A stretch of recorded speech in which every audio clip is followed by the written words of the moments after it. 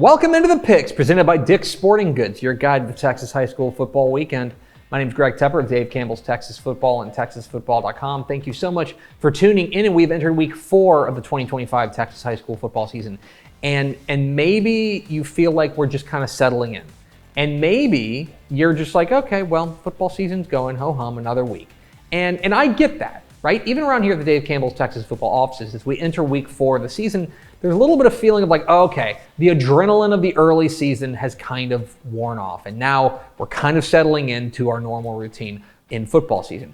And to be clear, week 4 is one of the biggest bye weeks of the year. There's a number of teams across the state that are taking the week off. However, I am here to tell you that if you are not paying attention, you are going to miss one of the most exciting weeks of Texas high school football across the state of Texas. For one, you've got this really interesting mix of non-district and district games going because a lot of these bigger districts have started district play and these games matter. But furthermore, now that we get 3 or 4 games for these teams under their belt, we're starting to get a feel for which teams are contenders and which teams may be falling by the wayside. That's what makes this all the more exciting. We've got a huge slate of games all the way across the state of Texas. We start on the coast. 7:30 p.m. Friday night at Indian Stadium in Ganado. It is a 2A versus 3A clash as the Ganado Indians welcome in the Tidehaven Tigers. What are the keys to this matchup? Key number 1, Ganado's new faces. So Ganado is the reigning 2A Division I state champion after running their first ever title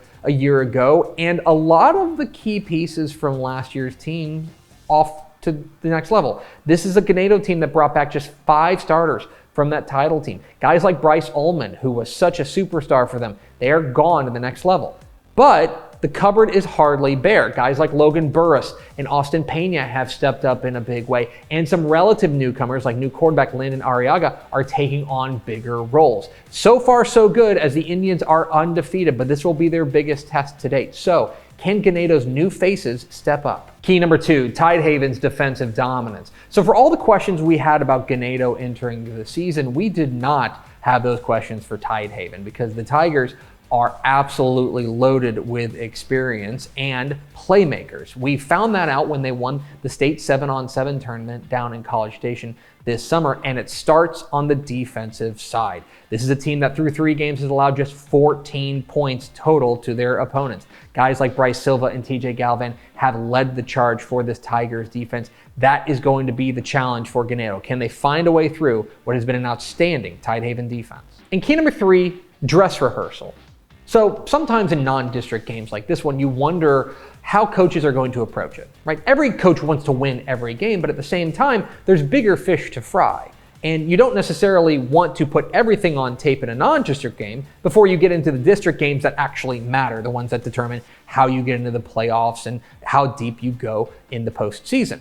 But what's interesting about these 2 teams, Ganado and Tidehaven, this is the final non-district game before district play starts. The next time after this game that these 2 teams take the field, they will be playing district ball games, games that actually count.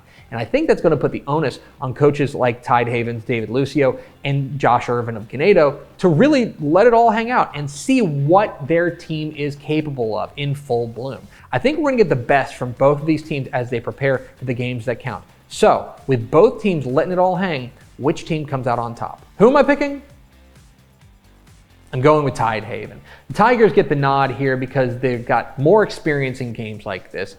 Ganado's still kind of putting their pieces together of what this team is going to look like. And furthermore, they've got the 2 single best offensive weapons in this game when you look at their quarterback, Cale Russell, and their wide receiver, Boogie Galvan. I think that is going to be a matchup that Ganado is going to be hard-pressed to stop. Now remember, Ganado dominated this game last year. They went to Tidehaven and came home with a resounding victory. So it is certainly not outside the realm of possibility for the Indians to do it again. I think right now here in week 4, Tidehaven's a little bit more of a finished product. I think that's the difference. I think Tidehaven gets the win. 7 o'clock Friday night at Dragon Stadium in Southlake. It is a clash of 6A state-ranked powers as the Euless Trinity Trojans visit the Southlake Carroll Dragons. This is a District 4-6A opener between 2 DFW stalwarts that are returning to their former glory, almost certainly for the district championship. This one is going to be good. And for as much as we're going to talk about the offensive weapons in this game, guys like Angelo Renda and Brock Boyd for Southlake Carroll, guys like JT Harris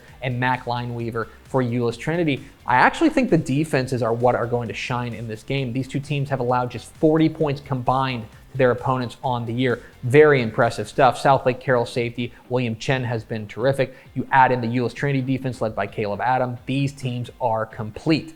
I also think this is a real take your eye off the ball type game because I think the trench play here is going to be absolutely outstanding. This game is almost too close to call, and with a ton hanging in the balance, it could go either way. But I give the edge to Southlake Carroll when you consider Coach Riley Dodge undefeated as a head coach at Dragon Stadium. I think that record stays intact. Give me the Dragons. Let's go to Houston, 7 o'clock Thursday night at Hall Stadium in Missouri City. It is a 9-5A Division II opener as the Richmond Randall Lions take on the Fort Bend Marshall Buffaloes. We talked about this game last year as a potential changing of the guard in 5A Division II in the Houston area, and sure enough, it was. Richmond Randall smoked Marshall en route to their first ever state championship, and right now the Lions looking pretty good as well. When you take a look at running back Landon Williams-Callis, who has been otherworldly to start the year, and their defense feels like it is reloaded on the fly. I do think this is a better Fort Bend Marshall team, though, and especially on the defensive side with guys like Cameron Rucker leading the way. The question for me is, can this offense for the Buffaloes find enough oomph to get over the hump with Randall? I think right now you got to go with the defending state champs. Give me the Lions. And 7 o'clock Friday night at Lumpkin Stadium in Waxahachie. It is a District 11 6A opener as the Waxahachie Indians welcome in the Duncanville Panthers, potentially for the district championship here in the District of Doom in South Dallas. I think both these teams have eyes on that district crown, and it starts here. We've only seen Duncanville play one game through the first 3 weeks. That was an impressive one. They beat South Oak Cliff, and now we get another look at this new look offense led by Maximus Denson, their quarterback, and of course that strong defense led by KJ Ford. This is an upset-minded Waxahachie team that has plenty of reason to think that they can do it, especially with quarterback Jerry Meyer back in the fold and a defense led by Caden Tollison that has really stepped up. This game feels like a potential trap here for Duncanville, but it does feel hard to pick against the Panthers, even on the road. I think this game is close, though, but I think Duncanville gets the win. The Picks is brought to you by Dick's Sporting Goods. Don't have time to go to a Dick's store this week? Just go to Dicks.com. Yo, these Katie's are fire. Bro, you work here? Whatever, kid. Take notes. Yo, I can go all pro in these. I can guard you and route you up. You sure about that? Not anymore. You fellas looking for a quarterback? The goal! Billy needs cleats. You're right, Billy. These do bring out my eyes. Every shoe for every athlete, only at Dick's. Dick's is the GOAT. But those are far from the only big games. In week 4 of the Texas high school football season, let's get to the lightning round. I like Austin Westlake to stay hot with a win over Cibolo Steel. Give me Wimberley over Lampasas, and Stephenville beats Abilene Wiley. I like Dilion over Hawley. Salina keeps rolling with a win over Franklin, and it's a matchup of unbeatens in the big country. I like Albany over Coahoma. Gregory Portland beats Sinton. Give me El Campo over Needville, and a massive game in Aggieland. I like A&M Consolidated over College Station. I'm going Junction over Mason. Colleyville Heritage gets a win over Mansfield Timberview, and out east, I like Pleasant Grove over Kilgore. I like Anna over Lovejoy. Carthage stays perfect with a win over Chapel Hill, and staying out east, I like Jefferson over Pittsburgh. I like El Paso Eldorado over El Paso Eastwood. Give me Fort Bend Crawford to take down Hampshire Finette, and I like El Paso Del Valle over Canutillo. Huge week in Southeast Texas. I like Belleville over Hitchcock. Give me Sealy over Bay City, and Silsbee gets a win over Beaumont Westbrook. I like Odessa Permian over Amarillo Tascosa. San Antonio John Jay gets a win over San Antonio Southwest Legacy,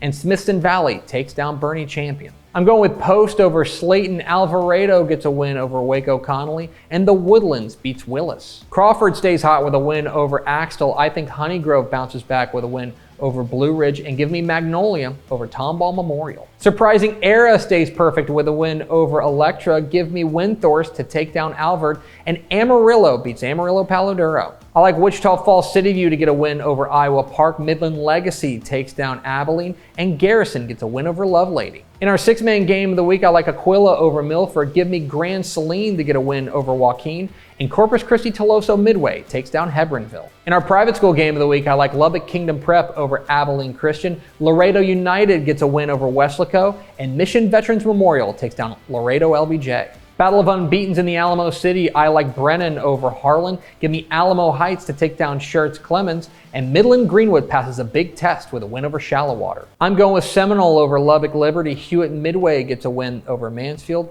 And Munster takes down Pottsboro. And those are the picks. What am I wrong about? Which games did I leave out? Leave comments down below. Don't forget that subscribe button. Follow us on Twitter at DCTF. Like us on Facebook, facebook.com/DaveCampbells. Follow us on Instagram, instagram.com/DaveCampbells. And of course, see us at TexasFootball.com. Thanks for watching. Enjoy week 4 of the Texas high school football season. We'll see you.